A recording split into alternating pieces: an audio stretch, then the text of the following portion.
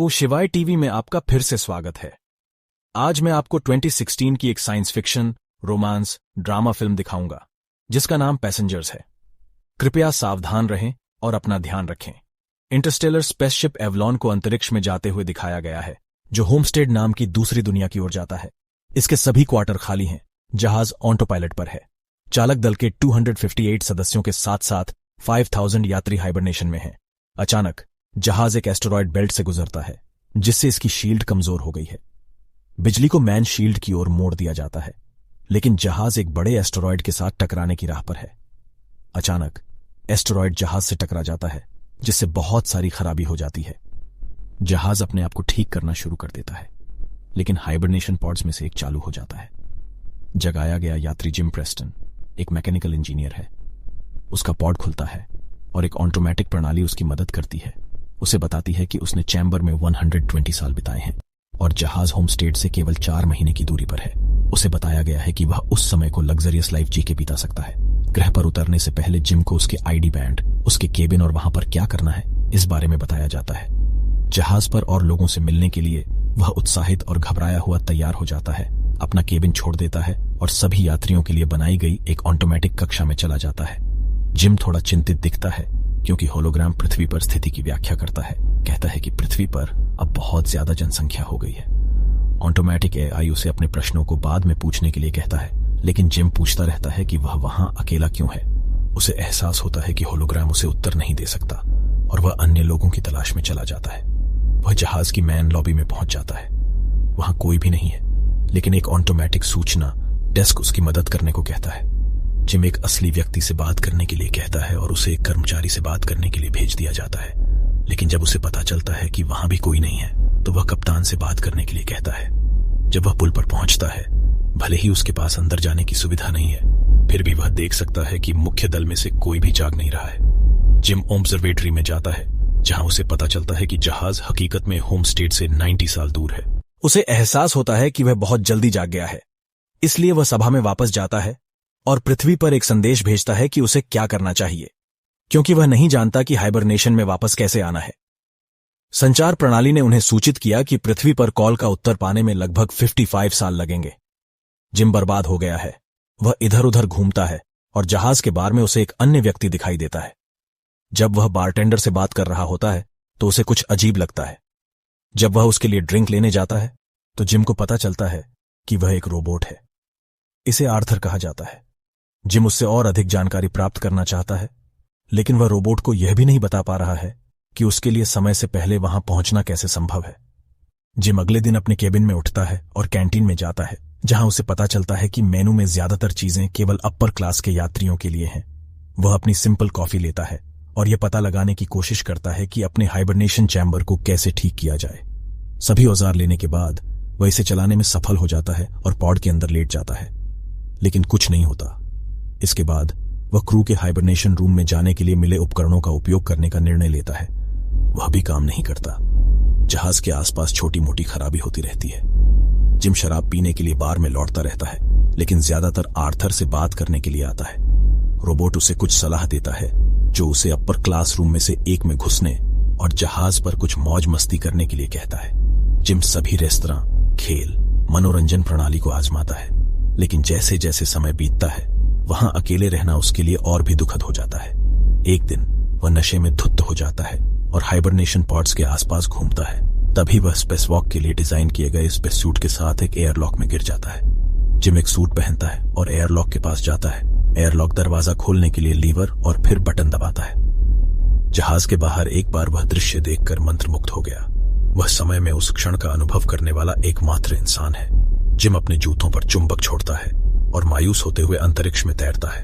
वह वापस अंदर आता है, सूट उतारता है, लेकिन उसे पहने बिना एयरलॉक में वापस चला जाता है। वह लीवर खींचता है। वह सब खत्म करने के लिए तैयार है, लेकिन आखिरी पल में अपना मन बदल लेता है।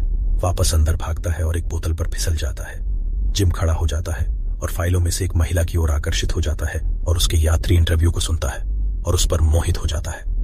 बाद में उसे उसके पॉड के बगल में बैठा हुआ देखा गया, फिर भी वह उसका इंटरव्यू सुन रहा था। ये बार में वापस वह उसका कुछ काम पढ़ रहा है और आर्थर से उसके लेखन के बारे में बात कर रहा है। वह अपनी स्थिति की विडंबना से ग्रस्त हो जाता है। बेहतर जीवन के लिए दूसरे ग्रह पर जाना जल्दी उठना और वहां नहीं पहुंचना, और अपनी आदर्श महिला को ढूंढना, केवल उसके पहुंच से बाहर होना। जिम उसके बारे में सोचता रहता है और उसे भी जगाने का विचार उसके मन में आने लगता है। वह रोबोट के साथ इस पर बात करता है, लेकिन वह पहेली को समझ नहीं पाता है। यदि वह अपने लाभ के लिए उसे जगाता है तो वह उसे जहाज पर मरने के लिए अपने साथ फंसा लेगा।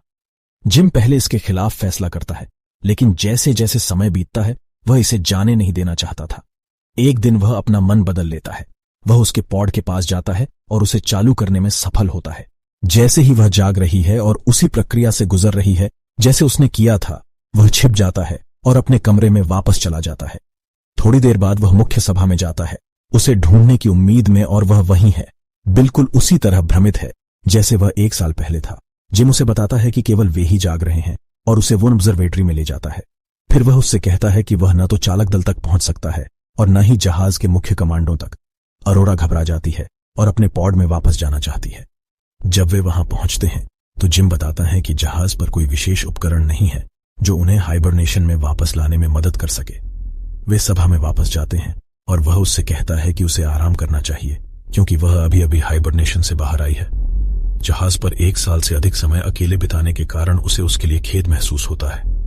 जिम अपने किए पर पछतावा महसूस करते हुए बार में वापस जाता है। वह आर्थर से कहता है कि वह अरोरा को यह न बताए कि उसने ही उसे जगाया था।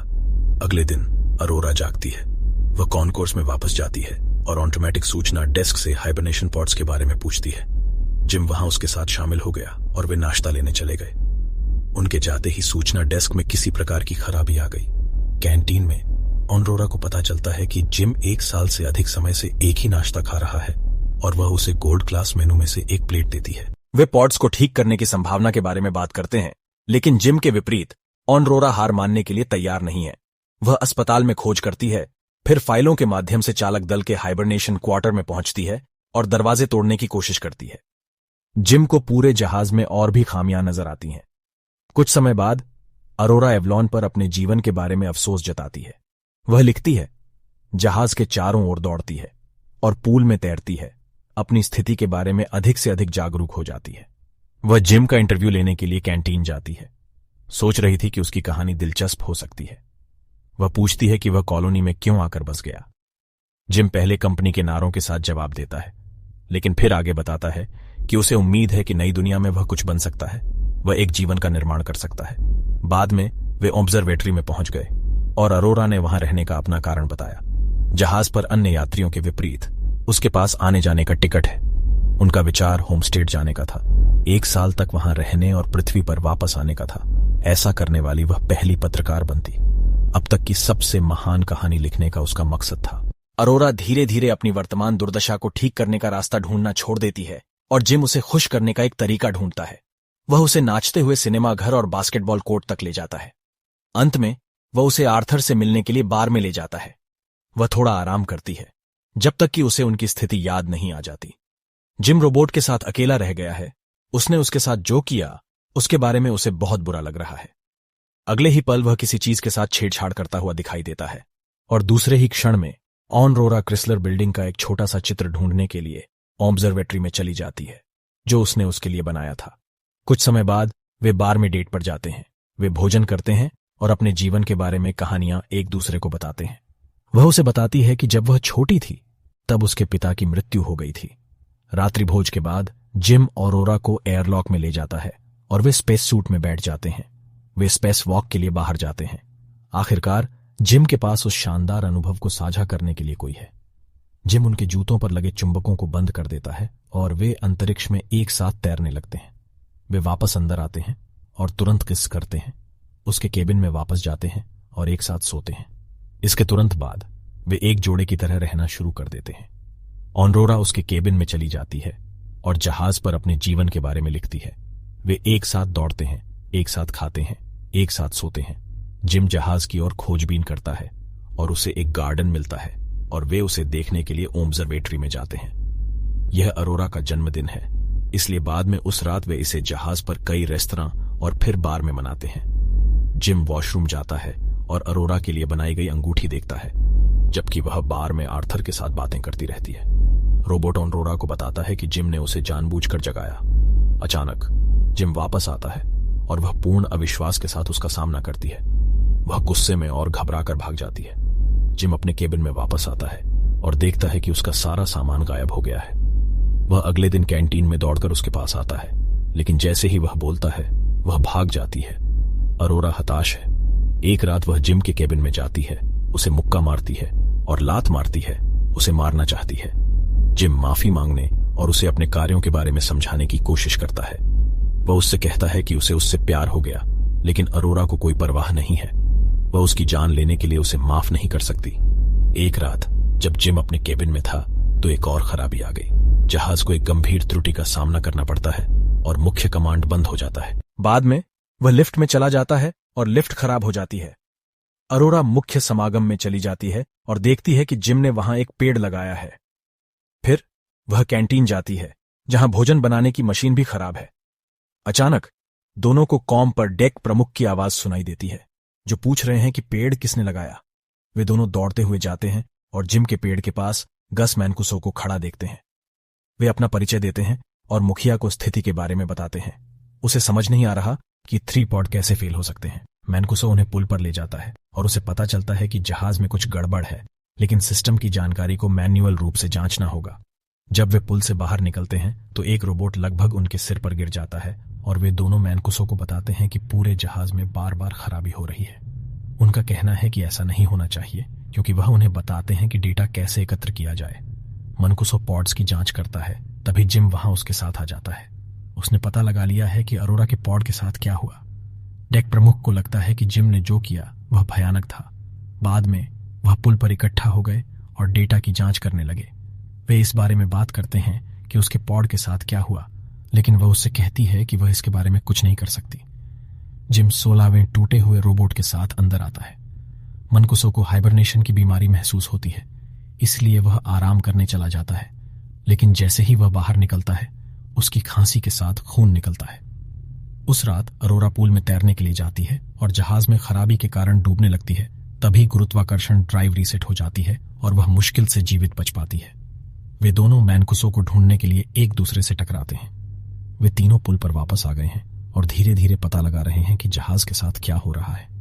मैनकुसो ने पता लगाया कि 2 साल पहले कुछ हुआ था, जिससे एक प्रमुख प्रणाली का पता चला। उन्हें यह पता लगाना था कि खराबी का कारण क्या है और उसे ठीक करने की जरूरत है। यदि वे इसे ठीक नहीं करते तो पूरा जहाज फंस जाएगा। वे समस्या ढूंढने जाते हैं, लेकिन मैनकुसो बेहोश हो जाता है, इसलिए जिम और अरोरा उसे अस्पताल ले जाते हैं। वह मर रहा है और ऐसा कोई इलाज नहीं है जो इसे रोक सके या उसके मरने के समय को बढ़ा सके। कुछ समय बाद वे तीनों ऑब्जर्वेटरी में मिलते हैं और मैनकुसो जिम को अपना आईडी ब्रेसलेट देता है, उन्हें जहाज ठीक करने के लिए कहता है और तुरंत नष्ट हो जाता है। अचानक रोशनी खतरनाक लाल रंग में बदल जाती है और जहाज हिलने लगता है। जिम अरोरा से कहता है कि उसे उसकी मदद की जरूरत है और वे इंजीनियरिंग रूम की ओर भागते हैं, लेकिन गुरुत्वाकर्षण ड्राइव में एक और खराबी आ जाती है जो आर्थर को भी खराब कर देती है। जिम उसे बंद कर देता है। वे इंजीनियरिंग रूम में पहुंचते हैं और समस्या की तलाश शुरू करते हैं। उन्हें खराबी बिजली घर में मिलती है और जैसे ही वे हैच खोलते हैं अरोरा उसमें समा जाता है। एस्ट्रॉयड ने उस एरिया में दरार पैदा कर दी है।